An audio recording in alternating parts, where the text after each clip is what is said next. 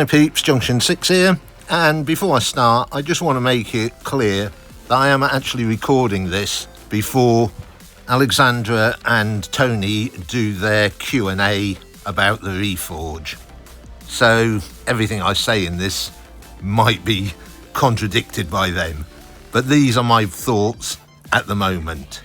To start off with, I think we have to put ourselves in Wargaming's shoes.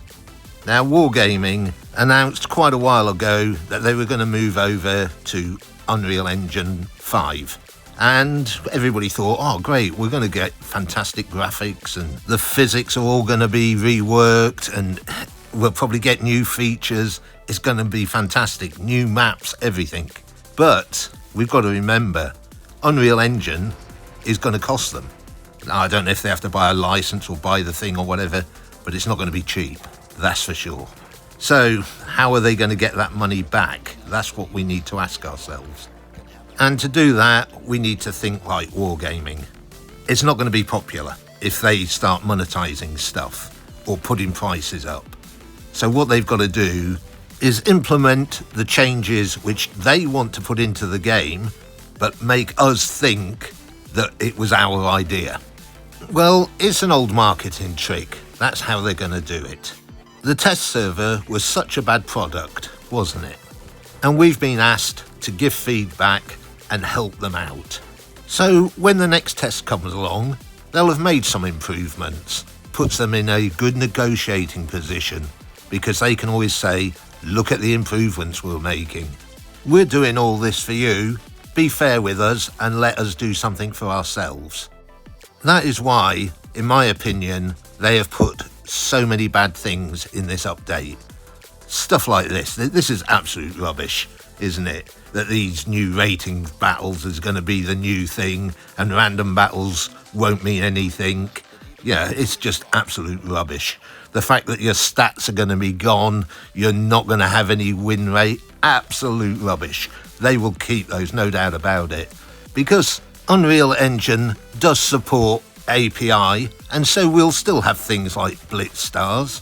They put stuff like this in, which is absolute rubbish. You know, these steampunk railways, these graphics which are terrible with fuzzy outlines on things, stuff like glitches, and this was just a classic, wasn't it?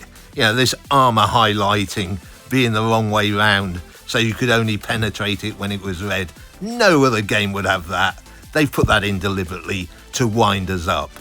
And they can take all that stuff out of the game and say, look guys, we're listening to what you're saying. Because at the end of the day, they had no intentions of doing any of those things, getting rid of win rate and stuff. That is just there to wind everybody up, to take their mind off what is really going on. And that is Wargaming trying to monetize stuff through the back door. Things like bringing commanders in. They deliberately brought the commanders in looking horrible like that for a reason. And also all these sets being so confusing, absolutely confusing, but it won't be. Even Droodles has done a thing how to fix the sets. Droodles was a big opponent of sets. Now all of a sudden he's quite in favour of them. He's so in favour of them, he's offering to help Wargaming sort them out. The sets and the commanders were both released in such a bad state for a reason, and that is because now Wargaming can sort them out a bit with our suggestions, and then suddenly it's our ideas which have made it possible for Wargaming to bring this in. And they can say stuff like, well, you wanted all these changes to these commanders and we did it for you. Aren't we good? We never wanted commanders in the first place. And also, I've got a major issue calling them commanders, because I'm the commander of my tank. I drive it, I shoot it. Not one of these guys. These guys don't command my tank, I do. What these guys are technical support personnel. They're not commanders, they're tech support. Look at Duncan. What does he do? He gives us better damage every third shell. So he's an armaments guy, isn't he? And Ducky, She's an early warning technical support person. She's not a commander. Doesn't matter what they look like, they're not commanders. What really winds me up though is this Ducky, because they call her Ducky. Because Wargaming have got this thing about ducks, haven't they? All because of the Ducks in Action event, which was over 6 years ago. Half the player base doesn't even remember this. So why do they keep on putting ducks everywhere? The commanders are being put in the game for two main reasons. One is obviously to replace the current crew skill things that we have at the moment, but also for a bit of monetization. Even if they're not going to charge you directly for them, they'll be in events and stuff like that. The other thing as well is they don't actually replace what's actually in the skill tree at the moment, because precision fire is basically a 1 in 3 chance of getting a max roll. Duncan, every third shot, is going to give you an extra 12%. That's not the same, is it? It's nowhere near the same. Plus he'll give you extra DPM as well on top of that. Why not? But what about things like firefighting and stuff like that? 42% less firefighting I've got. Where am I going to get that firefighting from? Well, they say it's going to be included in your equipment for your tanks. So don't worry about that, Junction, you'll be fine.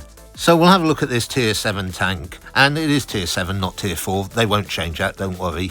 But look at that. Over 3 million credits to equip my tank. 3 million credits to equip a tier 7 tank. Oh my god. But look at this, right? You don't have to do it all at once, Junction. Yeah, okay then. So I'll do this. I'll just upgrade it one at a time. You know what I mean? That's going to be nice and simple. To open the first 3 slots cost me 1 million credits. For the next 3 slots is going to be another 1 million credits. It's just mental. I just don't know what to say. Yeah, it's just absolutely crazy, this. Mega, mega expensive. And just look how time consuming it is to do it one at a time. So what happens if you only got 2.5 million? You blow your first 2 million on it, and then you've got to wait to... honestly, it is just crazy. Absolutely crazy. I don't understand why that is so expensive. And don't forget, you've still got to buy your tier 7 tank, and a tier 7 tank averages about, what, 1 million, doesn't it? So it's going to be 4 million quid for a tier 7 tank. You could get a tier 10 for that. And that's at current prices. Have you noticed on the test server, you can't actually buy any of these tanks.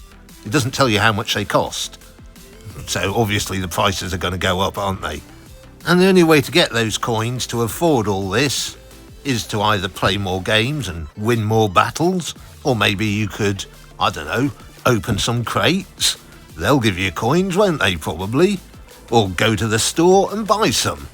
I'm sure Wargaming will be putting loads and loads of coin bundles in the store for you to be able to purchase with real money, or gold conversion, of course.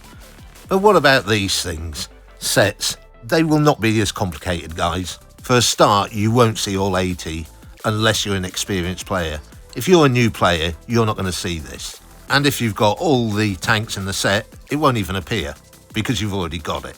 And you'll only open sets once you reach a certain level. And keys.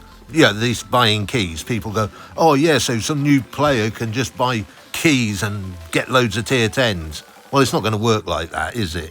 Because if you're a new player, you're going to start off down here. You're not going to be level 140 player, are you? You're just going to be a level 1 player. And so you've got to go through all this. You can only open up these sets as you go along. So like this guy here, you know, you're going to have 8 keys, but you've only got 3 sets you can actually open up. So what Wargaming are essentially doing is restricting what tanks these people can play, these new players, which is going to be fantastic, isn't it? They're really going to enjoy that. They see all these other tanks in all these other sets, but they'll never be able to get to them, because by the time they get anywhere near it, they'll have given up playing because the game's just so rubbish and the grind's too hard and all the rest of it, and nothing's easy to find. And they don't know what a KV2 is because they've only ever heard of a Tiger or a Sherman. They don't know what a 53 TP is or a Minotauro. They've never even heard of these tanks, have they? For us experienced players, this is going to be fine because we're not going to have half these because we've got most of the tanks. We'll have like 1 or 2 tanks in a set and that's it.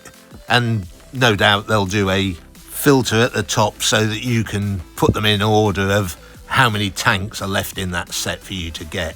Once you've got the tank in the set, it will disappear out of the set in the future. It won't be there. And it will just appear on your hotbar like we've got at the moment. And your hotbar will be exactly the same it is at the moment, you know, with nationalities and in the right order. You know, this is what Wargaming want to bring into the game. And that's what they will bring into the game. That's why they made all this rubbish beforehand, so that we can make these suggestions and then say, that's what you wanted, guys. You told us you wanted that. Well, no, what we're telling you is we don't want sets and we don't want commanders. That's what we're telling you. But you're going to do it anyway, and you've done this rigmarole for us to get involved so that you can blame us. Thanks, Wargaming.